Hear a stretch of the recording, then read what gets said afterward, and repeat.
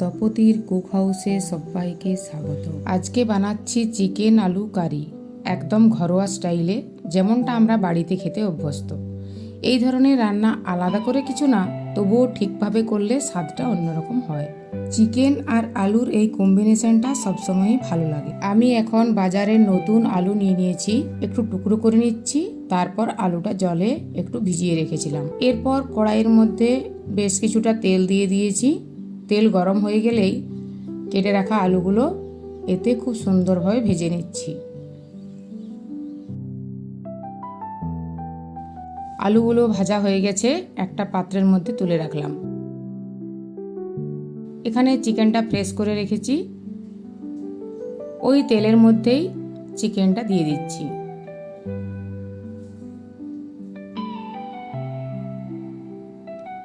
গ্যাসটা হাই ফ্লেমে রেখে অল্পক্ষণ ভেজে নিচ্ছি, যতক্ষণ না চিকেনের উপরটা একটু গোল্ডেন কালার আসে।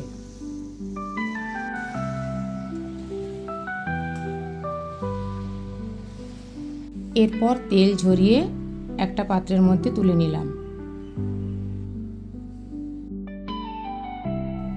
এদিকে ওই তেলের মধ্যেই এলাচ, তেজপাতা আর দারচিনি দিয়ে দিলাম।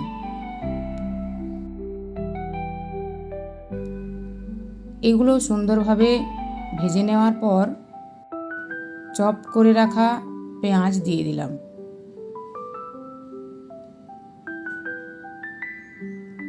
পেঁয়াজটা একটু সময় নিয়ে খুব সুন্দরভাবে ভেজে নিচ্ছি। এদিকে পেঁয়াজ ভাজা হতে হতে ফ্রাই চিকেনের উপর দিয়ে দিচ্ছি ফেটিয়ে রাখা টক দই, কাশ্মীরি লঙ্কার গুঁড়ো, ধনে গুঁড়ো, জিরে গুঁড়ো। এগুলো দিয়ে প্রথমে খুব ভালোভাবে মাখিয়ে নিচ্ছি।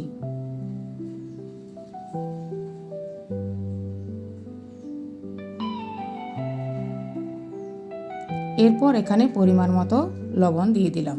এদিকে পেঁয়াজগুলো ভাজা হয়ে গেছে। আগে থেকে রেডি করে রাখা আদা, রসুন, কাঁচা লঙ্কার পেস্টটা দিয়ে আবার ভালোভাবে ভেজে নিচ্ছি। ওগুলো ভাজা হয়ে গেলে দিয়ে দিলাম টমেটো পেস্ট। এখানে অল্প লবণ দিচ্ছি। লবণ দিয়ে আবার খুব ভালোভাবে ভেজে নিচ্ছি। এই যে তেল ছাড়া ছাড়া হয়ে গেছে, এর মধ্যে দিয়ে দিলাম হলুদ গুঁড়ো। এরপর দিয়ে দিচ্ছি ভেজে রাখা আলুগুলো।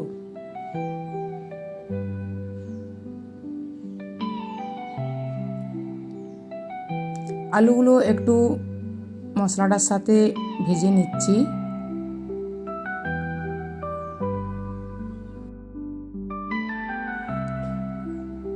এরপর চিকেনটা দিয়ে দিলাম।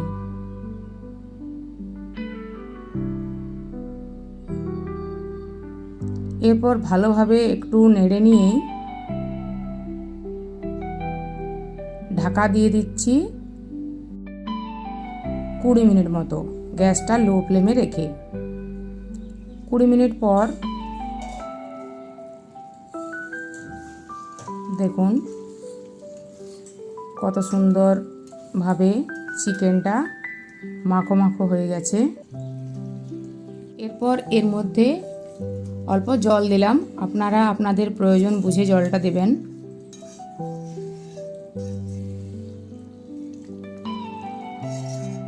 এরপর কিছুক্ষণ ফুটে গেলেই তৈরি হয়ে গেছে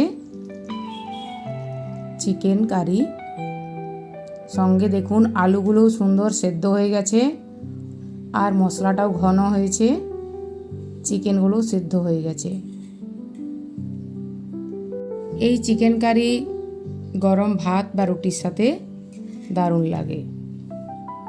ভিডিওটা যদি ভালো লাগে লাইক করবেন, আর এমন সহজ রান্নার রেসিপি পেতে তপতির কুক হাউসের পাশে থাকুন।